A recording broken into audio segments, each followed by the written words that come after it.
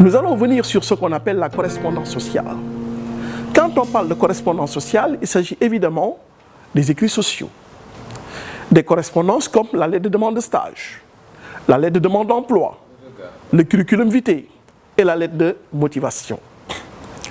Concernant la lettre de demande de stage, elle est toujours manuscrite. La lettre de demande de stage n'est jamais saisie sur ordinateur. Et la lettre de demande de stage comprend 3 paragraphes. La lettre de demande de stage, c'est sur une seule page.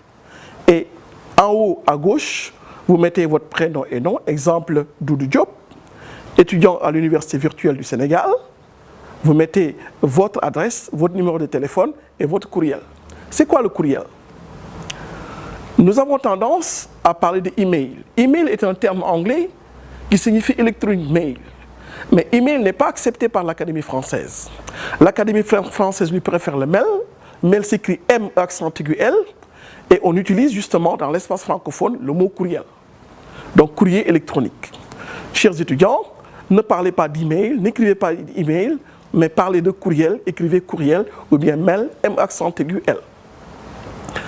Concernant toujours la lettre de demande de stage, en haut à droite, vous mettez le lieu et la date, Dakar, virgule, le 14 février 2016, c'est une date, et la lettre de demande de stage est toujours adressée au directeur des ressources humaines, à monsieur le directeur des ressources humaines.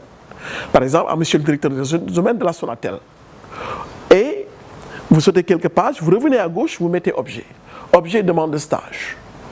Vous rédigez votre lettre en 3 paragraphes et à la fin, c'est-à-dire en bas à droite, vous signez d'abord, n'écrivez pas l'intéressé, vous signez d'abord et en bas de la signature, vous mettez votre prénom et votre nom. À gauche, vous mettez PJ. Que veut dire PJ? PJ veut dire tout simplement pièce jointe. Et si vous êtes étudiant à l'UVS, le seul élément qui prouve que vous êtes étudiant à l'Université virtuelle du Sénégal, c'est votre certificat d'inscription. Donc PJ, vous mettez certificat d'inscription. Maintenant, nous avons 3 types de lettres de demande de stage.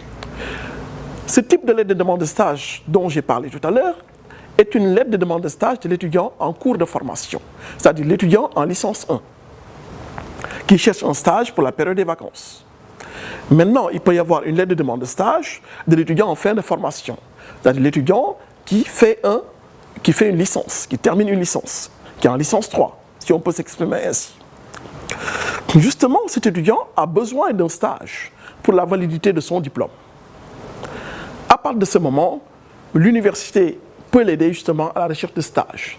Et peut-être même il n'aura pas à rédiger une lettre de demande de stage, c'est l'université qui va rédiger à sa place. Mais quand même, il faudrait multiplier vos chances. L'étudiant pourrait éventuellement rédiger sa lettre de demande de stage en vue de multiplier ses chances. Certains étudiants, ils ont leur diplôme, ils sont titulaires d'un master ou d'une licence, ils apprennent que dans telle structure, on prend des stagiaires. Or, l'étudiant qui a terminé sa licence ou son master doit en principe se retrouver dans le marché de l'emploi. Mais il a le droit de déposer une lettre de demande de stage. À partir de ce moment, la rédaction de cette lettre de demande de stage diffère des autres. Parce que là, il ne va pas mettre demande de stage, il va mettre candidature à un poste de stagiaire. Parce que là, il n'est plus étudiant, il est licencié ou bien il est ingénieur ou titulaire d'un master. Donc, si l'on récapitule, la lettre de demande de stage est toujours manuscrite. Maintenant, après la lettre de demande de stage, nous passons à la lettre de demande d'emploi, qui est également toujours manuscrite. La lettre de demande d'emploi est adressée au directeur général. Maintenant, au niveau de l'entreprise, on peut imputer cette lettre-là, justement, au directeur des ressources humaines. Concernant la lettre de demande d'emploi qui est manuscrite, en bas, on vous demande de mettre votre CV, votre curriculum vitae. Et curriculum vitae, et ensuite lettre de motivation. Donc, le curriculum vitae et la lettre de motivation accompagnent justement la lettre de demande d'emploi. Cette lettre de demande d'emploi dont il est question. Il convient de préciser que nous avons 3 types de lettres de demande d'emploi. La lettre de demande d'emploi spontanée, c'est-à-dire qui relève de l'initiative personnelle du candidat à l'emploi. Vous avez votre licence en AS ou bien en MIC à l'Université virtuelle du Sénégal. Vous avez le droit de déposer dans n'importe quelle structure. Je donne un exemple précis. vous avez votre licence et vous voulez travailler à la Sonatel. Il n'y a aucun texte qui vous l'interdit. À partir de ce moment, vous rédigez une lettre de demande d'emploi spontanée. Maintenant, vous pouvez lire une annonce dans un journal, Le Soleil.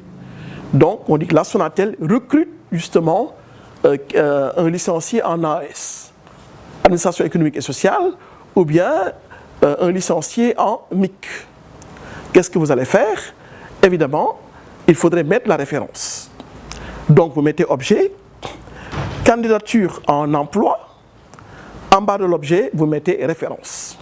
Donc, la référence, par exemple, Le Soleil du 15 février 2016. Voici la référence.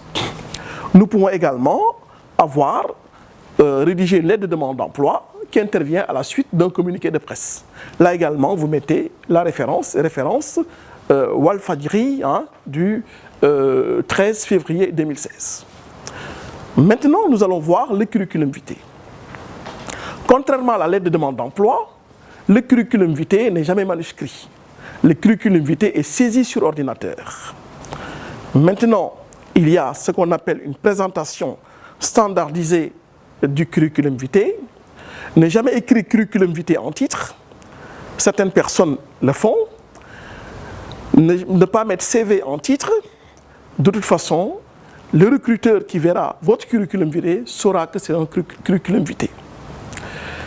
Ne mettez pas votre photo et justement, à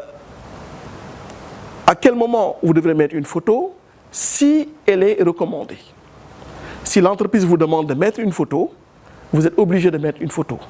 Si on ne vous demande pas, ne mettez pas votre photo. À propos de photo, il ne s'agit pas d'une photo où vous êtes avec vos parents, votre sœur, votre mère. Il s'agit tout simplement d'une photo d'identité que vous allez mettre à droite. Donc, ne jamais mettre curriculum vitae en titre, la photo n'est pas obligatoire. Maintenant, si la photo vous avantage, donc vous pouvez mettre votre photo. Ne jamais mettre également votre date de naissance sur le curriculum vitae. Un curriculum vitae, en l'écrivant, après l'entête, le prénom, le nom, la profession, Mamadou Diop, ingénieur statisticien, SICAP Dieuppeul 2, villa numéro 2554, téléphone ceci, vous mettez l'objectif professionnel. Par exemple, vous cherchez un poste d'infographiste, vous mettez en titre infographiste en gras. Le curriculum vitae comprend 4 rubriques. D'abord, rubrique formation, ensuite rubrique expérience professionnelle, rubrique langue et rubrique divers. Le CV ne dépasse pas une page. Le CV, c'est sur une seule page. On me dira qu'il y a des gens qui ont des CV kilométriques. Cela n'est pas du tout recommandé. Aujourd'hui, quels sont les diplômes que nous avons dans nos universités? C'est la licence, le master et le doctorat.